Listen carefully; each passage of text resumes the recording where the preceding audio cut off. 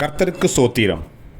இன்றைய வேத வசனம் ரோமர் 16ஆம் அதிகாரம் 20ஆம் வசனம்.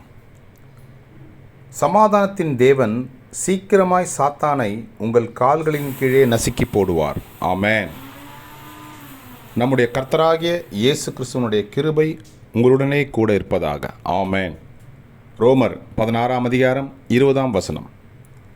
சமாதானத்தின் தேவன் சீக்கிரமாய் சாத்தானை உங்கள் கால்களின் கீழே நசுக்கி போடுவார்.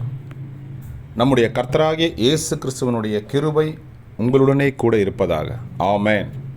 ரோமர் 16:20. கர்த்தர் உங்களை ஆசீர்வதிப்பாராக, உங்களோடு கூட இருப்பாராக. ஆமென்.